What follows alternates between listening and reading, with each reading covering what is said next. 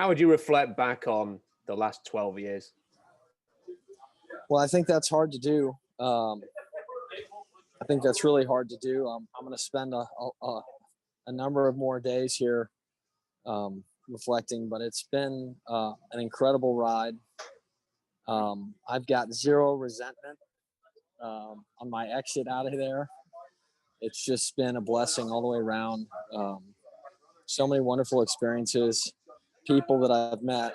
I've had probably 400 calls and text messages from directly from people that I know, whether it's from college, my hometown, my church, my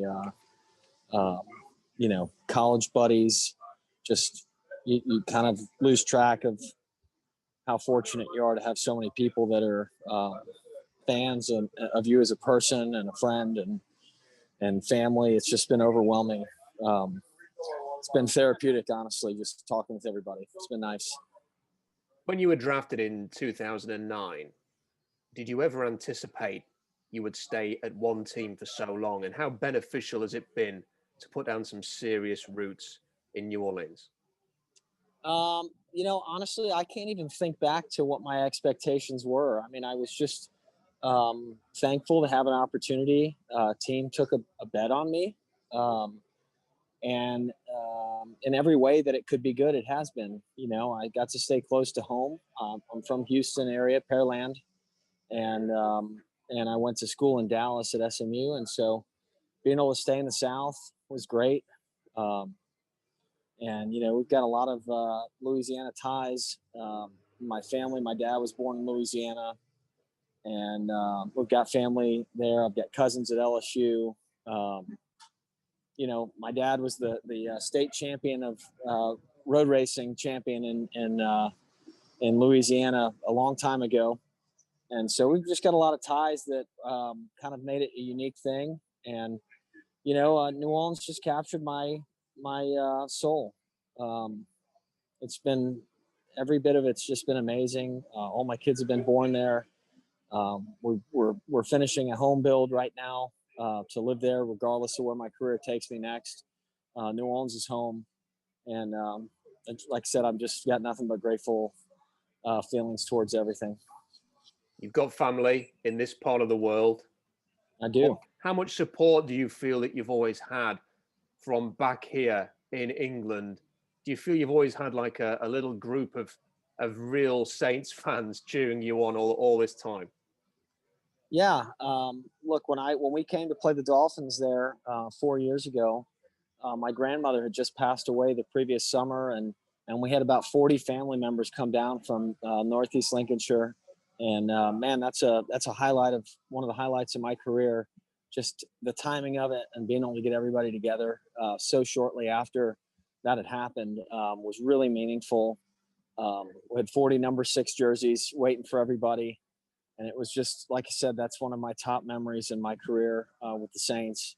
And, my Uncle Charlie kind of gave me my first punting lesson with a rugby ball in the back of his yard. And got to do a little rugby with my cousins when I was younger. And, my grandfather's over there still, getting up and working every day and doing things. And he is really he's kind of the person in my family on that side that makes me feel connected to the family. We professionally, once I became a professional and started making money, we've really connected on a lot of levels. And I really feel like we have a lot of similar thoughts about life and what's important. And his guidance has been really special. And, if he's watching this or listening or gets a chance to, man, I can't wait to go visit. Hopefully by this summer, everybody will have their vaccine and I'll be able to get over there and visit with him. Just had his 85th birthday. So I'm hoping to get over there this summer and see him and the rest of the family. He sounds like a very special person in your life, Thomas. He is. He just, he finished school at 16, started working on the farm, picking potatoes about 70 years ago.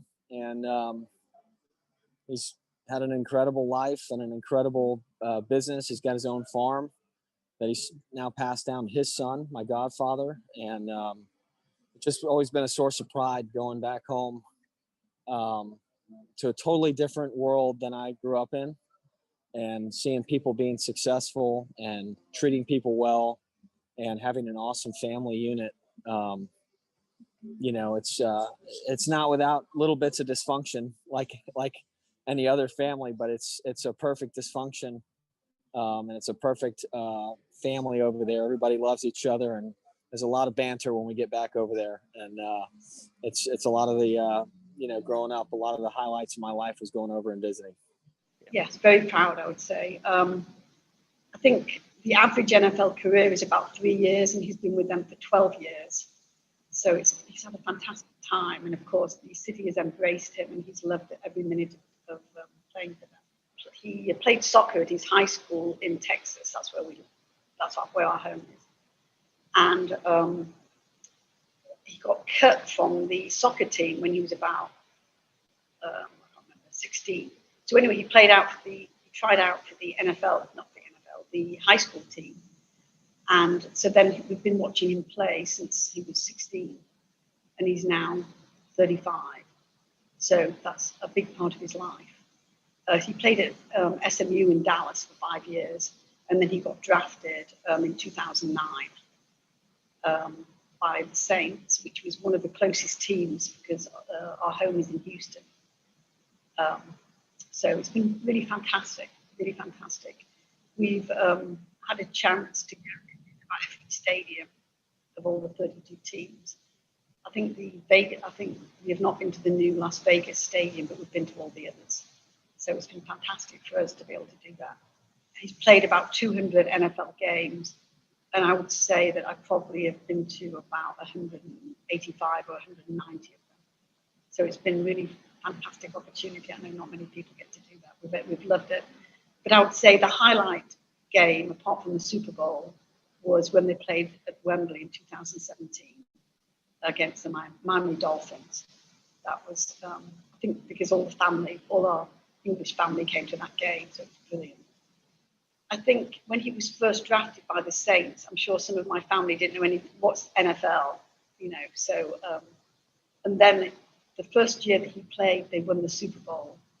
So then they sort of, hey, this is big, you know.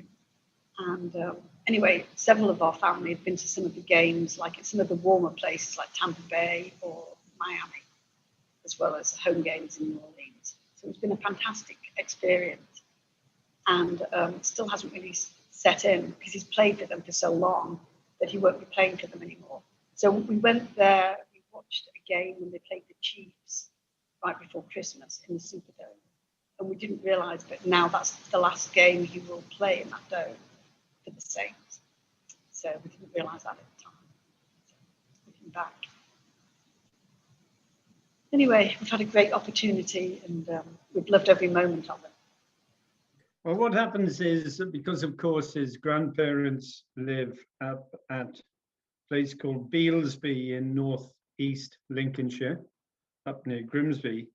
He was over there for Christmas for about a fortnight holiday over Christmas. And he's about sort of 7 years old or so, 7 or 8. And I was currently then doing the training of all the junior rugby at Market Raisin Rugby Club.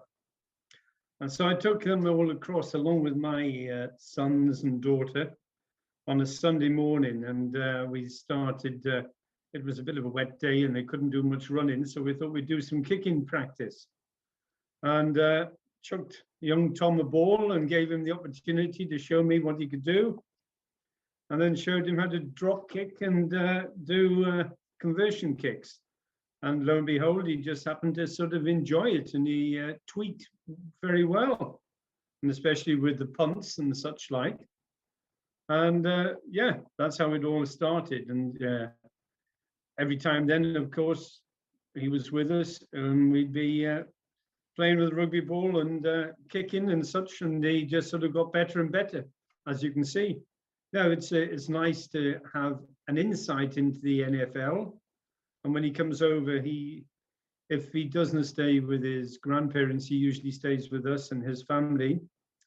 And many a time when he's been out of training, we've opened up a bottle of wine, and I get to know how the ins and outs of the NFL work and everything else like that. When he's out of training, let me say. Yeah, it's good crack. But he's down to earth, totally down to earth. When New Orleans came over and played in London, we about 50 of us all went down to go and watch that game, and had a good sort of family reunion in London as a result of it. But no, everybody, all the rest of the family are mad keen on the NFL tie-up, without a shadow of a doubt.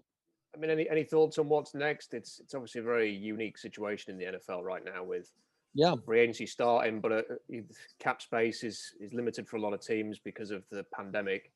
How are you feeling about this next step? I don't know yet. You know, I don't have an agent, so I've got to probably hire an agent.